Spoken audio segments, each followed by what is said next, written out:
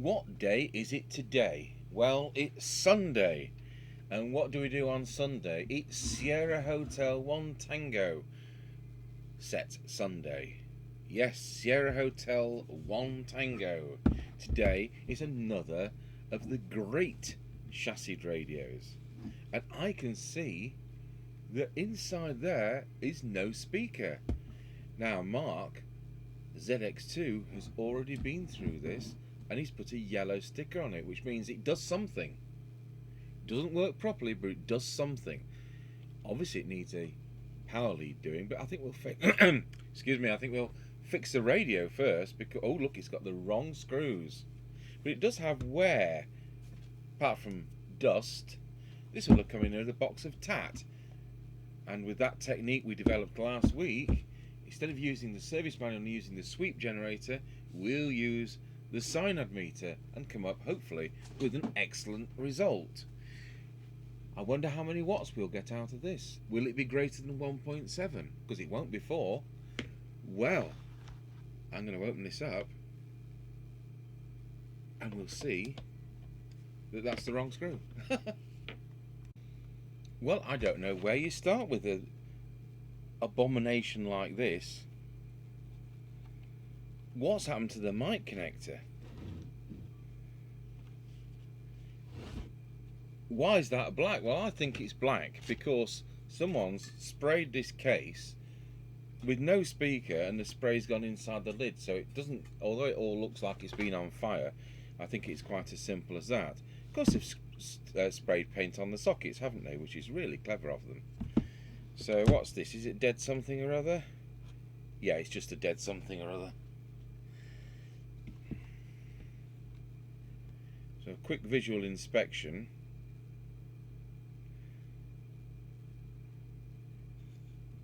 See, the transmitter line looks absolutely perfect. Looks like there's been no fiddling there. So, to be honest, we've got a wire joined together there. So this all needs wiring properly.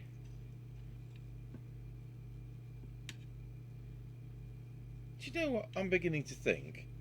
I think somebody's been using this solely as a public address amplifier, and I bet that goes into, I bet that's what this is all about. They've not been using it as a CB, they've messed it up to be just a PA amplifier. Right, we'll pause the video again.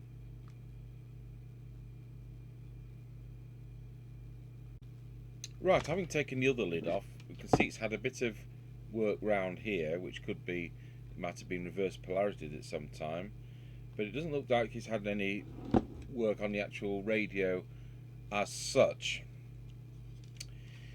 Now, what I can see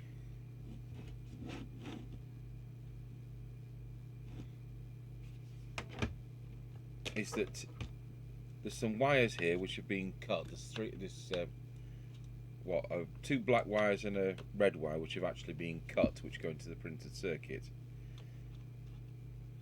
So we've got a cut wire here. Yeah, right. Well, what I'm going to do, I'll get another chassis out. I'll dig another out, which is the same. We'll whip the lids off, and I'll just rewire it just as it should be, because our service manual is for the Fidelity 1000, and it isn't model specific. It's just printed circuit board specific, and so what goes where on the 868 version is anybody's guess without that information. Even that PA switch sound feels nasty, and in fact it's only got one wire on it, so I think that's been wired permanently into PA. But I might be wrong, it might be wired permanently into CB. So it's the Eurosonic Mark II, and I think this one is Eurochronic.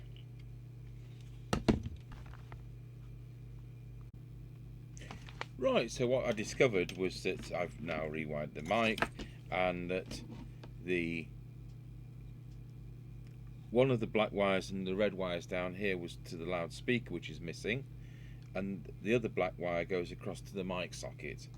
So we'll see what happens when we power it up. What I will do is connect it up to the test instrument. We've still got that very short power lead with no fuse, but I'm on a laboratory power supply which is set for it to cut out at 1.2 amps. So I've wired up a new mic, and of course the mic socket's being wired as it should be for Great.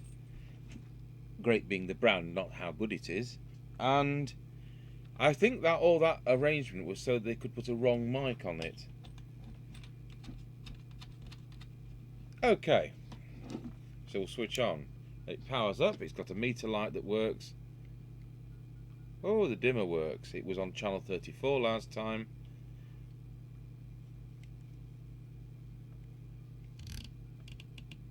I'll just plug our loudspeaker into this. And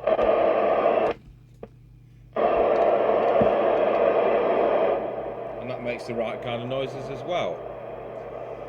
I haven't done that CB PA switch, so I'm wrong. It hasn't been used as a PA amplifier. It's been used solely as a CB.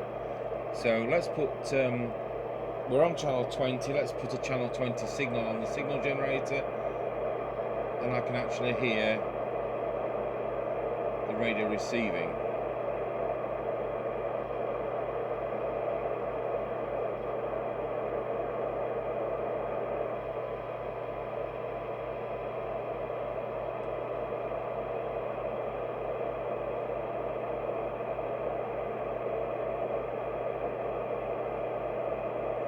As I've brought the signal generator on frequency, it's actually now not receiving.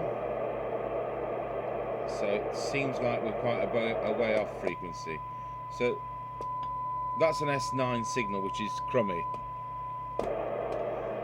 Okay, so let's see what happens when we're going to transmit. Well, it does transmit. It's actually transmitting high. Instead of 27.79125, it's 27.79161. And we are transmitting at, let me just work that one out, it's a 3-watt scale. In fact, I could switch the camera on. We're on the 3-watt scale, so we are looking at 120 milliwatts. So let's just see whether the attenuator's switched in. Yes, it is. In actual fact, the radio is transmitting at 2.5 watts, which may be as good as it gets.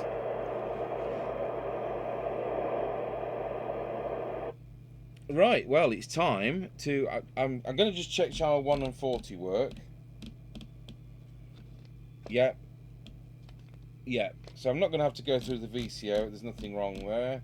That saves quite a lot of the fiddling around inside that can. I will have to remove the can, but I'm surprised that the radio in this state actually basically does work. So I'll pause the video and we'll get that tin can open. Okay, so what we will do, I've got the lid off, we'll set this onto frequency. So I'll just put our camera on the frequency counter so you can see this. So we should be 79125.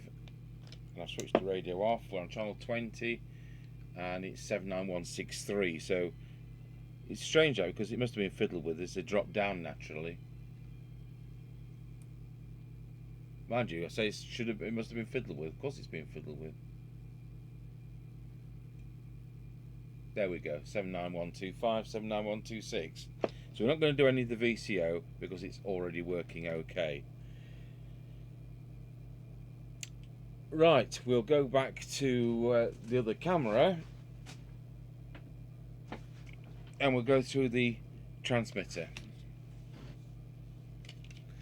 So with the service manuals and aid memoir, I will just check which starts at L5.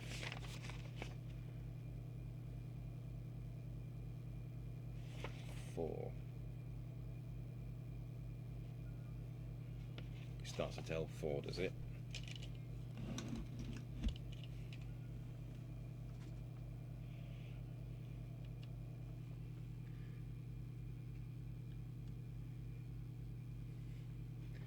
So at the moment we're on 2.5 watts.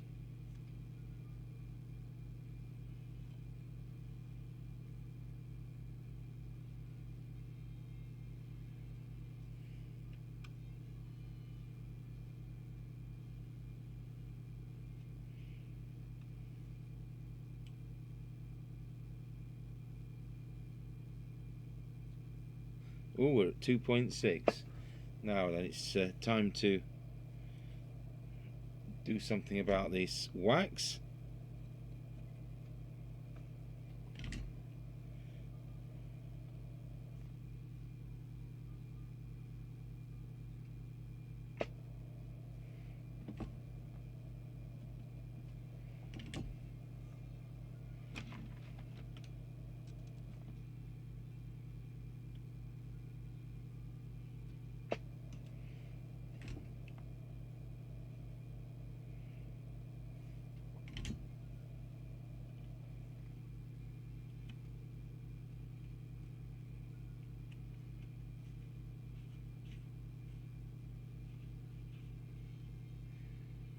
Ooh, 3.2. This is getting high power. This is.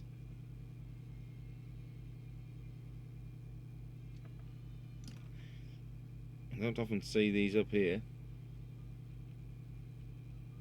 They are a 3.5 watt radio. They're not a 4 watt radio. And anything over 1.7 is acceptable according to the service manual. Now I'm just going to go through that behind the scenes and see whether we can just go backwards and forwards a few times just to get an extra 50 milliwatts. I'd like to say I've got 3.25 out of that. So we're not far off the 3.5 there. When it's cold it's probably a little bit more. Last week's GT868, if you remember, we got atrocious range on it, despite us having that on the spectrum analyzer. In the meantime, I've actually spent an awful lot of money ordering another spectrum analyzer, a brand new one, because that one we use is pretty rudimentary, and it only reads above. So it goes up to something like 3 gigs or something like that, but it only goes above. So you put 27 on, and of course you can see 54 and all the multiplers up there, so you can see that there isn't a problem with it transmitting on the wrong frequency. But what it doesn't do, it doesn't go much lower. It goes down to 10 megs, but the performance really drops off down there. So what I've done is actually to spend a 4-figure sum on a brand new spectrum analyzer, which will be coming in a few weeks, no doubt.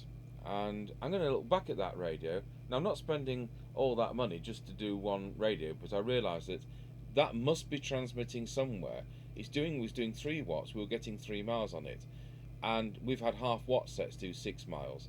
So the power must have been going somewhere, and I think, with hindsight, it was going downwards. So we're going to have to find out with a new spectrum analyzer where it is. So that will be revisited. I'm not going to look at this on the spectrum analyzer because I don't think it's a duff set. It's a messed about with set, but it isn't kind of duff like that. And we'll see what the range is on this one. And of course, if this only goes 2.5 miles, we will start worrying. So that's going to be a forthcoming attraction, new spectrum analyzer here. Right, so let's go and look at the deviation. And I've got a temptation to clean that control, which is covered in spray paint. So we'll get the little oscillator out, make sure we're on the right frequency. I've got the extension speaker socket in, which it doesn't like. We are on frequency. Here we go.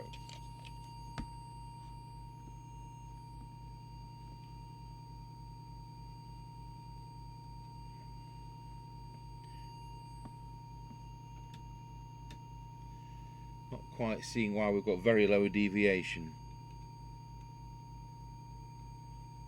Let's see where we are at 2 with the whistle test.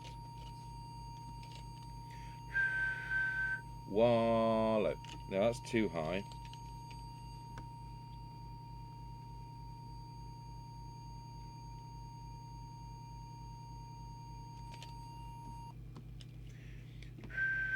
Wah.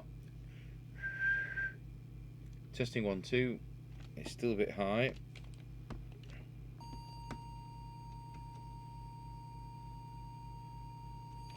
Let's try it there.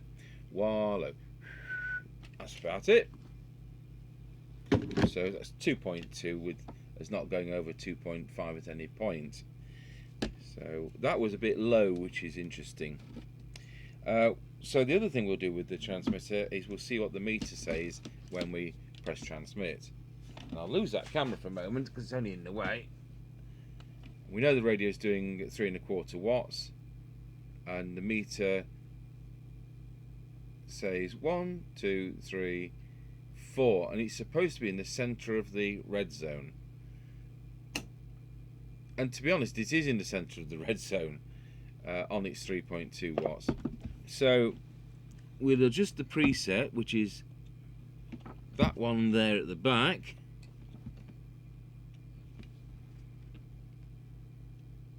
So it's in the center of the red zone, regardless of the actual power output. That's where it's supposed to be. It's all psychological. Right, well, I reckon that covers the transmit side. What I'm going to do, I'll just pause the video and we'll put that screen plate back, just in case it affects something. Okay, so we've put that on. Something I've done here is to put a bit of solder, because it's always possible this doesn't screen properly and you could end up with microphony or something like that. So we'll just make sure we're still on frequency. And we are, yes. Good. So now it's a matter of trying to tune up the receiving. We came up with a way to do this with just a Synad meter last week. Now this is atrociously deaf. This is pretty awful at 3 microvolts, and these radios are renowned for being not only sensitive but too sensitive for their own good. Doesn't help them being well known as bleed over boxes. So I'll just put the camera onto the Synad meter. And if you watched last week's Sierra Hotel 1 Tango Sunday with the 858, we came up with a new technique. The service manual was written before there were Synad meters around, and they have you use a sweep generator to set up these 2 coils down here. And it means using a different bench, and it's time consuming with a separate oscilloscope. So it's 4 and 5 which are the problematic ones. So we're going to whip through all the other ones on the in the receive side with the Synad meter and hope we're getting some improvement. Then we'll just do that again with the Synad meter, but when the radio is working hopefully more sensitive. And I dropped the tool on the floor. So here goes. We've got the Synad meter set so that it's easy for me to see the difference. In fact, we'll just set that in another position like that. So here we go. No improvement.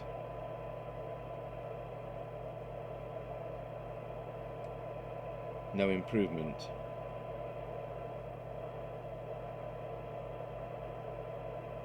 No improvement.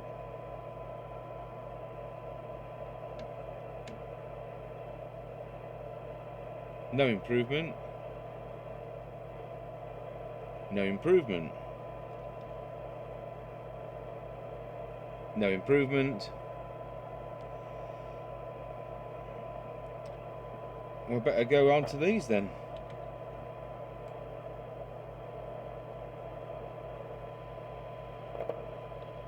Aha! Major improvement.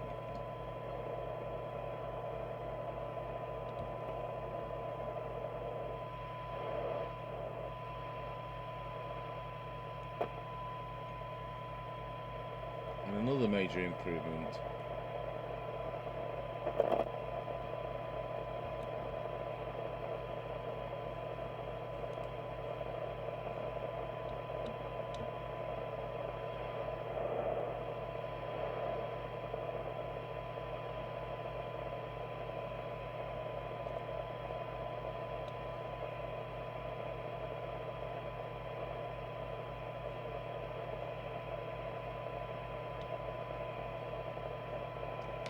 So I'm going to go backwards and forwards on those, but at the moment we've got 0.3,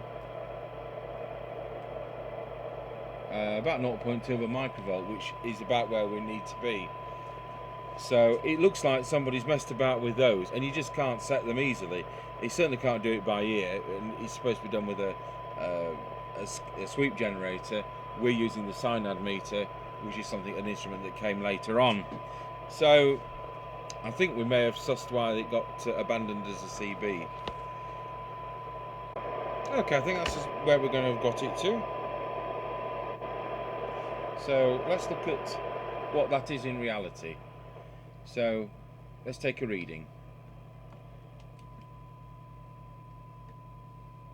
So for 20 decibel cyanide, which is a bit of a far-fetched type of reading, it is doing 2.2 microvolts. Most radios would be about 1, to be honest. So let's see what we get for 12, which is one of the proper type of benchmarks.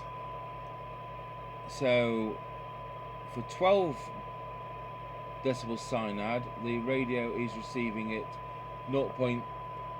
just over 0.6 of a microvolt, which is fine. And for the other more stringent one, which is 10 decibel cyanide,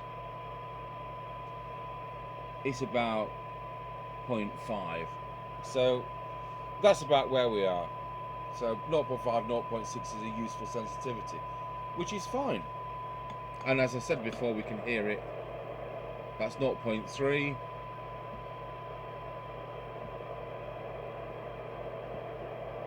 We stop hearing it about 0.12 of a microvolt, which is fine. So that should work all right. So let's move on to the squelch. Oh no, we won't. I'll tell you what we'll do. We will do the S meter. So I'm going to put 100 microvolts on the signal generator, which is the correct setting for S9 on a CB radio in the UK. It isn't the correct setting for a ham radio on HF, which would be 53, but on a CB radio it's 100. So I have to remember where the S meter adjustment is, and I can't because I've got a memory like a sieve. So we are looking at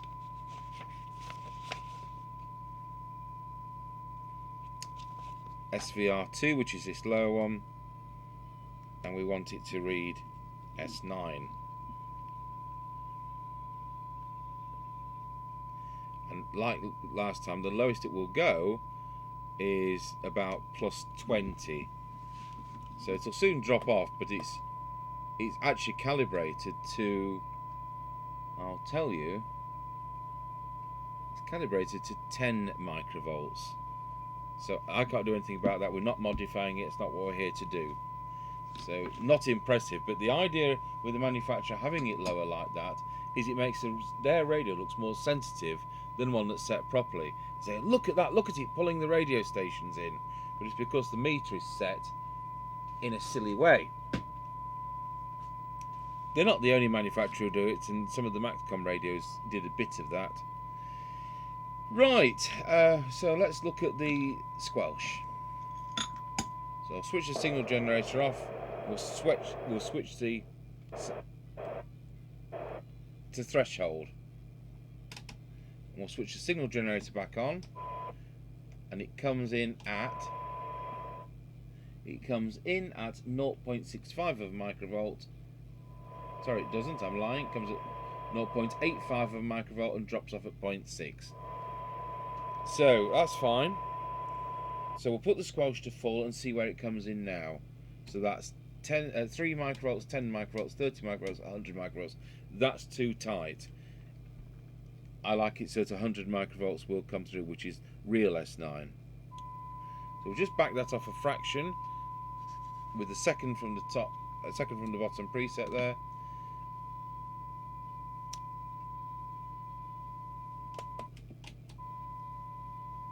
In fact, it's now too slack.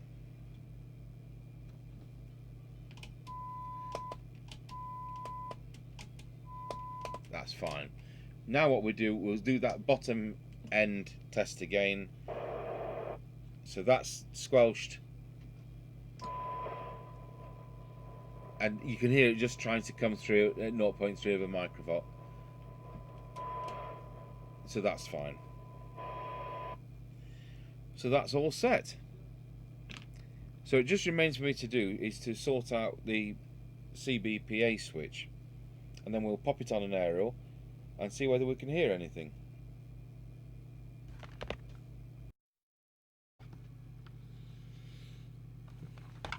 Okay, fast forward a couple of hours and we've done other things, but I did just spray over these cases with the matte paint we use, and I borrowed a speaker from another GT868, which doesn't exactly help the other one, but it helps this one because two of the 3 screw and brackets were missing, and we may come across one of these which is unrepairable, so I don't mind doing that.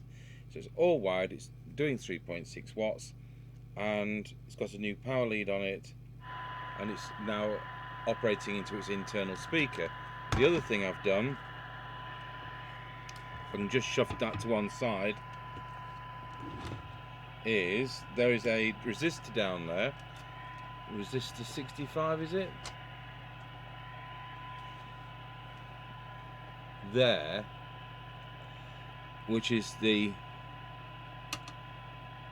feed resistor for the RF drive stages, and that can go high value and cause these radios to be less power than usual, and I swapped it as a precaution. I took it out, it's supposed to be 8.2 ohms, and the one that was in was 8.6 ohms, and I just felt it's starting to go out of tolerance, so I replaced it with a new one. And before you say to me, those of you who are experienced on this, it's supposed to be a ½ watt resistor and the rest of them a ¼ watt, that's a 0.6 watt resistor, which I've actually replaced it with, but it's a small physical size. So we'll pop the lids on and then we'll put it on the aerial. So there we have it, still on the signal generator. Just come out with that. The front and knobs have been through the dishwasher, and what a stroke of luck, only the on-off volume knob had had the manufacturer's plastic covering taken off, so those 3 in the channel change were still covered by the manufacturer's plastic, and it's come up a treat having cleaned that up, so it now doesn't look as bad as how that came in by a very long way. Dust aside. So I'll pop it on the aerial, and then later on we'll do an on-the-air test with Mr. Chippy.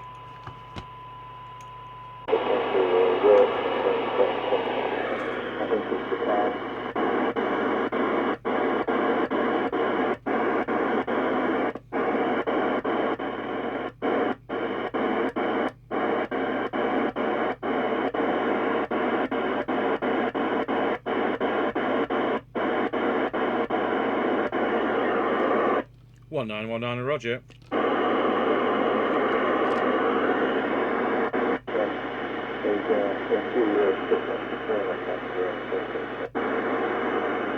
Now you notice how the residual reading on the meter is higher than you'd expect. We would expect it to be less than 1, but as you saw, the meter wouldn't set better than 10 microvolts equaling S9, so it's a load of lies, but that's how it is. Okay, well, we'll go into on the air test, as I say, later on with Mr. Chippy, and that's a Eurosonic Mark II using the great, which isn't great, GT868 chassis from 1981.